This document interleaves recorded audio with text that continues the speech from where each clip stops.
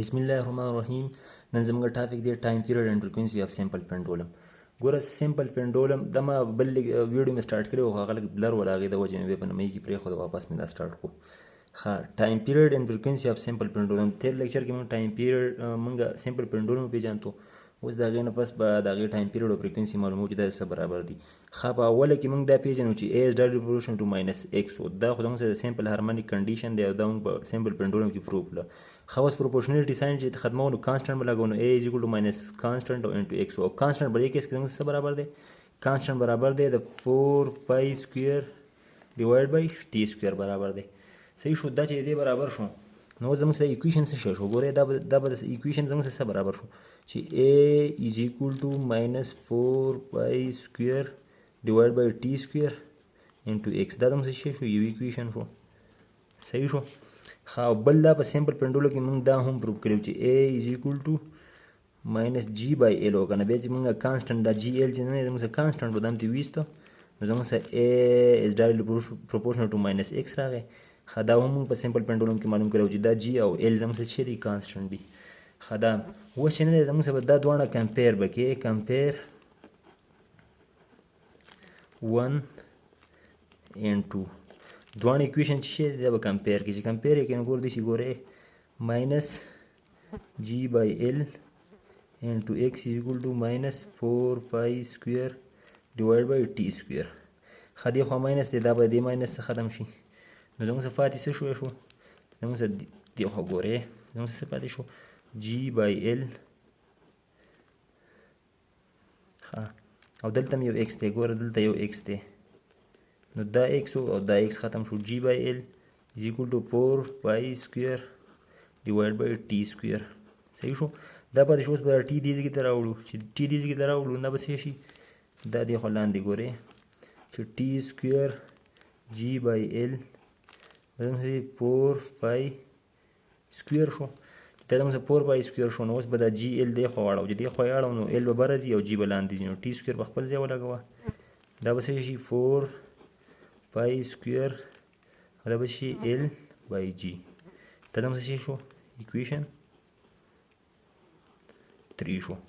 ښه، موږ به صرف ټایم پیریډ معلومو. دې خوا مخکې راځئ نو اوس به دواړه سایډ شي واخلو سکویر روټ به واخلو. ګوره سکویر روټ یې اخلي دې خوا بر راځئ ټیکنګ سکویر روټ آن بوث سایډ ټیکنګ سکویر روټ آن بوث سایډ.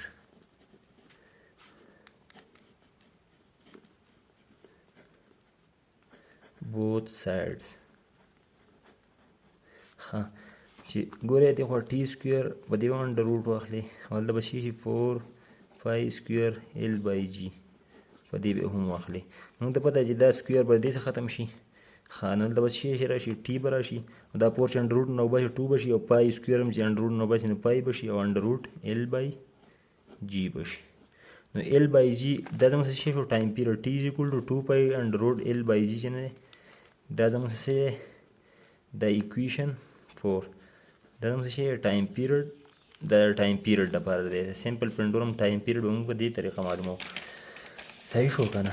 ګوره سمپل شي. اوس به دا په ټایم پیریډ په څه ډیپینډ کوي؟ په لینت او په جي باندې، په ایل او په جي باندې ډیپینډ کوي. ښه، اوس خو فریکوینسي د فریکوینسي دپاره چې نه دی ګوره دلته موږ ټایم پیریډ معلوم کوو. اوس فریکوینسي معلومو د سمپل پینډولم. ګوره فریکوینسي ریسیپروکل دی که نه؟ ټي is equal to 1 over f دی. صحیح شو. یو بل ته ریسیپروکل دی نو دا به څه شي؟ f is equal to 1 over t دی. یو بل ته ریسیپروکل دی که نه؟ صحیح شو. ښه، په دې ځای کې زموږ سره ټي څه شی دی؟ ټي ویلیو به کېده نو f په خپل ځای ټي زموږ څه شی 1 over دا پاسنۍ ویلیو ده که نه؟ دا ټي ویلیو دا به لاندې ولګئ. ګورئ 2 پای انډر روټ ایل بای جي دې شو که نه؟ ښه، اوس چې دا موږ بره خېجو نو دا به څه شی شي؟ ګورئ f خپل ځای 1 over 2 پای.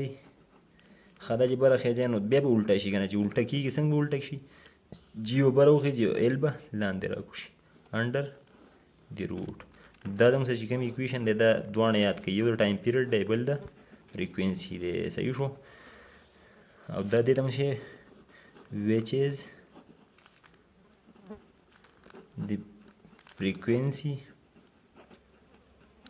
of simple pendulum.